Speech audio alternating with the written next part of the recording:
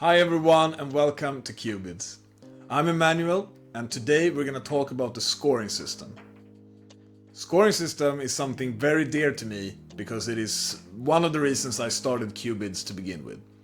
I get a lot of questions about the stars, about EV, expected value. It's about time we dive into that with this video. Before we get into our scoring system, let's talk about Bridge for a second. Bridge is a very complex game, and unfortunately for us, the scoring system is arguably even worse. Just understanding what a contract will score is difficult enough. Minors give less points than majors, which is less points than no trump, but only in the first trick. We have slam bonuses, we have game bonuses, we have under tricks, penalties, doubles, redoubles, vulnerabilities. There's a lot.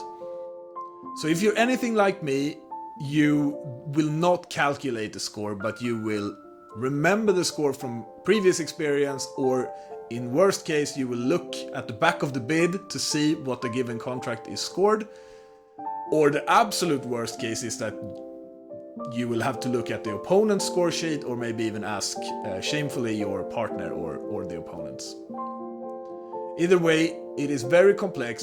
But eventually, after playing something, you finally write down your number on your sheet. But if you're playing in an imps game, in a teams game, that's not enough. Now you need to compare to your opponents, you need to make some subtraction to get a difference between the two scores.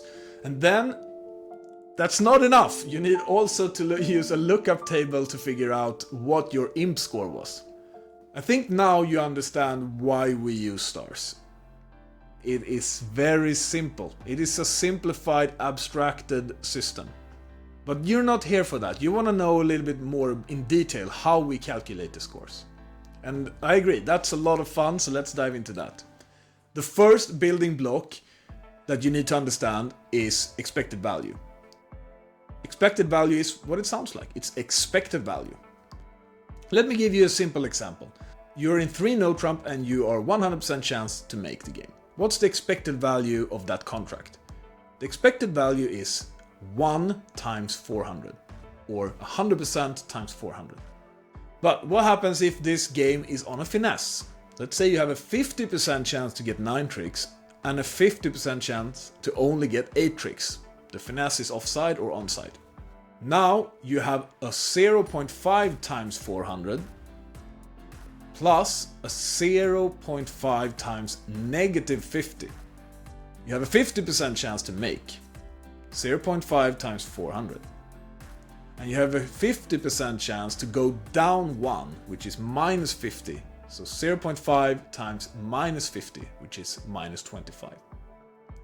Now we add these two together and we get 200 minus 25, which is 175. 175 is the expected value of 3 no trump on a finesse. That's pretty useful, and this is something that we use in Cuebids. However, unfortunately, again, it's not that easy. Usually a contract is just not on a single finesse, but on a multitude of variables at the same time. Let's say we can't handle 5-1 split in clubs. There is also a finesse here. Maybe there is some end play chances. You know, there could be a squeeze. There could be a multitude of things that we need to worry about.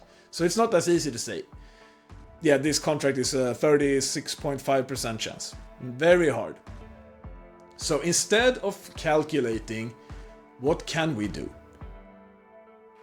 We can simulate. We go from calculation to simulation. We lock north and south hands, and then we take east and west hands and we shuffle those many times. We shuffle them 1,000 times. Now, the next step is that we use a double dummy solver to estimate, are we gonna make each and every single simulation. And in the end, we have like a long list of different simulations with different scores. Making, not making, -1, +1. So what we do is we basically average everything up into one average. It's not exactly that simple, but let's say it is for sake of argument. And then now from all of those simulations we have one expected value for each contract. Okay, then what? What do we use this for? Now we need to get to the next step, and we need to figure out what par is. The par on the board is where neither side can improve. Bridge bidding always goes up. You cannot go down, you always keep moving up until both sides are satisfied. Or at least done with the bidding. The par on a board, you might have seen it on some in tournaments where it can say the par contract was 4 diamonds doubled or something like that. And the par is where neither side can make an additional bid to increase their expected value on the board. So we use this as like the golden contract. If you can reach that, you get 3 stars. Sometimes, because the robots are not perfect, you don't have to reach that. You can get 3 stars anyway.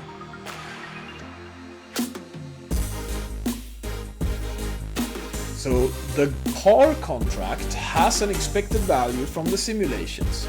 And then you finished your bidding, so you ended in a contract. If it's not the par contract, then there is a difference between your contract's expected value and the par contract expected value. And that difference is what we use for the star calculation. And it's very similar to how we would use the lookup table for imps.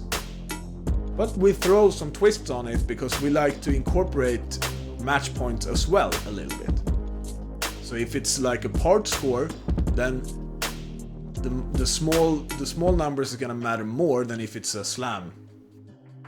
So that's how it works. That's how it works in a nutshell. Right, let's talk about some pros and cons. Well, the first obvious pro that this system has is that it's, like we talked about, it's super simple. The second one is that it's fast. We can do this calculation before you even bid the hand. So before you even started the hand, we know what the score for every contract will be. That's why when you bid a hand on Cuebids, you instantly get your stars and the expected value. Let's talk about a very common issue with the system. And that is that the opponent's bidding is not taken into account when doing the simulations. That means that if an opponent overcalls 3 clubs, for instance, it says, well, he has 7 clubs, but in our simulations that's not true. We didn't incorporate that into the simulations. First, let's talk about what that means. That means that the expected value might differ from reality. In this case, you expect your right-hand opponent to have 7 clubs. That might mean something for your contract. That might mean you're never making 3-0, or it might mean you're always making 6 diamonds or something like that. But what I'm trying to say is that you cannot use that information in Cuebids. It's not like we don't know how to do that. The problem is we can't anticipate what the bidding will be. We don't know if the robots will overcall 3 clubs, because that might depend on the version of the robot, it might depend on what you opened. If you opened the club, then maybe they can't overcall 3 clubs, because that would be some artificial bid. I don't know. The point is we can't anticipate the bidding. But let's go back to one of the pros that I mentioned, and it's the speed. We want to be able to give you the feedback instantly. So that's why I said, okay, but we do all the simulations before you even play the hand. But that doesn't rhyme well with being able to incorporate the bidding, since we can't anticipate it. That's one of the reasons, but there are more reasons that we're trying to avoid this. And it's, what if we could do that instantly? well then we still have the problem that maybe you opened one club and maybe someone else opened one no trump on the same hand because you play different systems or you have different ways of evaluating a given scenario. Well then now you're getting different information. If your opponent overcalls 3 clubs but their opponent does not overcall 3 clubs. So now can you really even be compared at this point on this decision to bid 3-0 or not? I don't think so. At least that's why we have this system.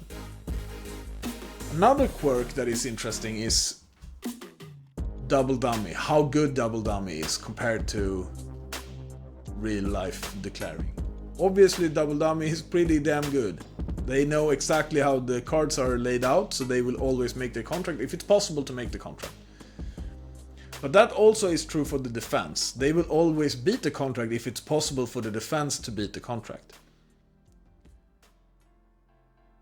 It has been shown that the difference is not that big.